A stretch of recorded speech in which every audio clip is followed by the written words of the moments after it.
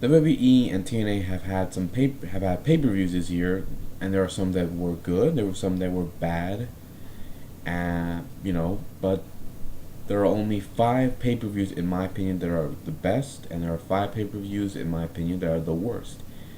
We're gonna start first with the 5 worst pay-per-views of this year. Number 5 is Bound for Glory 2013.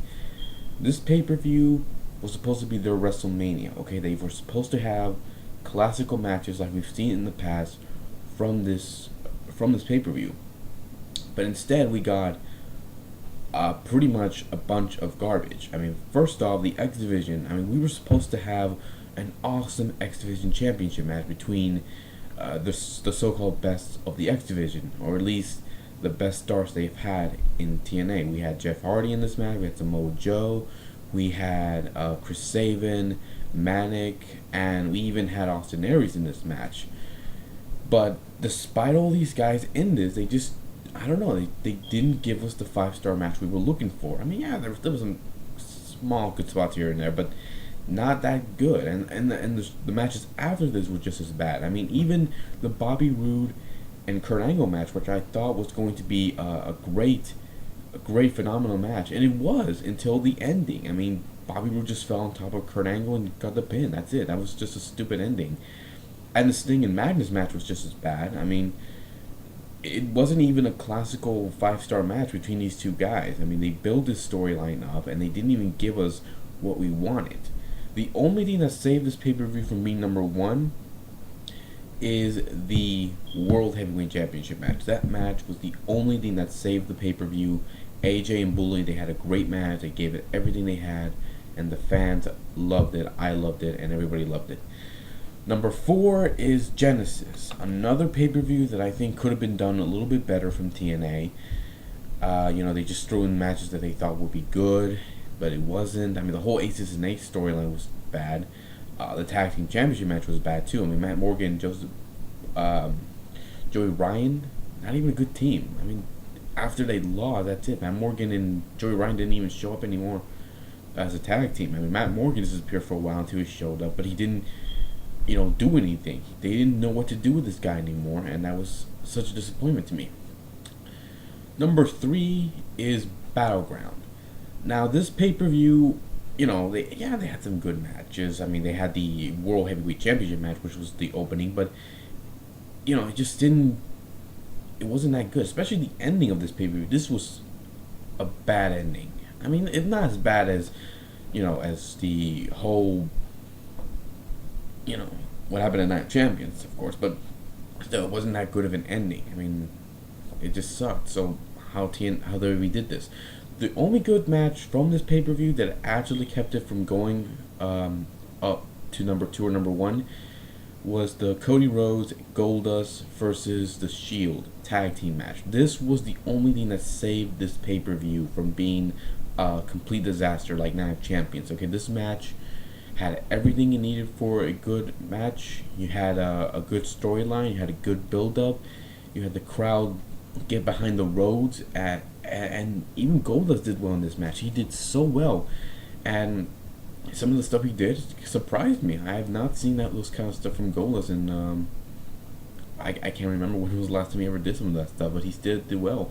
And the Shield really did well in this match too, and I liked how Dusty Rhodes hit the bionic elbow on Dean Ambrose. I mean, the crowd just exploded when that happened, and the way the Rhodes won, it was beautiful. I just love how that went. The second pay-per-view that was the worst was the Elimination Chamber pay-per-view. Well, some of these matches weren't that good, and you just threw in matches that they thought would just to make the pay-per-view longer. Even the Rock and CM Punk match, I will admit, was not that bad, but it just wasn't as good as the first one when they first fought at the Royal Rumble. So it's just to me, they could have done that a little bit better. I think, but the build-up for this was good. I like the build-up for this, especially when CM Punk came out with the WWE Championship. But like I said, Elimination Chamber, number 2, and the worst pay-per-view of the year was Night of Champions. I mean, this was supposed to be the pay-per-view where every champion would defend their title, and you know, we were supposed to have some good matches, but we didn't. We didn't have that many great matches, and the pay per view was just not that good. But I think the one thing that troubled me the most, that was the reason why it was number one out of my of the other pay per views on the worst pay per view of the year, is because of the fact that they had Daniel Bryan win the WWE Championship. I wanted Bryan as champion. Don't get me wrong, I wanted him as champion, but you know, why give him the title if you're just gonna have him drop it the next night, and then the referee counted a fast 3 count, which was stupid. Uh, there was no controversy, there was no Shield coming out. I mean, we all expected that to happen, but we didn't see it. I mean, they just gave him the title just so he can drop it the next day. It was kind of stupid in my opinion, and I think a lot of fans can agree with that. So yeah, as far as I'm concerned, that was a dumb way to end the pay per view with Bryan just winning the championship just to lose it the next night. Just to be stripped from it. So kind of dumb. Now we get to the best pay per views of the year, which I think a lot of fans will agree with me. These are the best pay per views of the year. The first one is number 5, is Slammiversary. Despite Sting and Bully Ray's match in the main event, another world title match for Sting, another disaster for him, the other matches were not that bad. I liked the whole Kurt Angle and AJ Styles match. I liked the tag team championship match as well. I think the one that was the best one of the night though was Gail Kim versus Tara and Terrell. That was the best match of the night. I mean, what these women did in that match was amazing. I loved it. And Tara and Terrell, I mean, she did so well in this pay per view. She did so well in her first pay per view match, especially against Gail Kim, who was the longest reigning Knockouts champion in that company's history. And she really did better than she ever did in WWE. So I'm very happy how Tara Terrell did in the whole match, and especially how she ended it with, with herself and Gail Kim on the ramp and jumping off. I mean, that was just cool. So that was the best match of the night, and that's why it's number 5. Number 4 would have to be, Lockdown. Another TNA pay-per-view, yes. I'm not favoring WWE or TNA. I'm just saying that, in my opinion, these are the top-ranking pay-per-views that I feel are where they are right now. Anyways, back to Lockdown. Good matches. We've had some good matches. I just felt that they should have held all the matches in the steel cage. I mean, that's been the tradition of Lockdown. But we didn't get that. I like the ending of this pay-per-view. I like the ending the most. This is what I liked from the pay-per-view, was the fact that Bully Ray shocked everybody.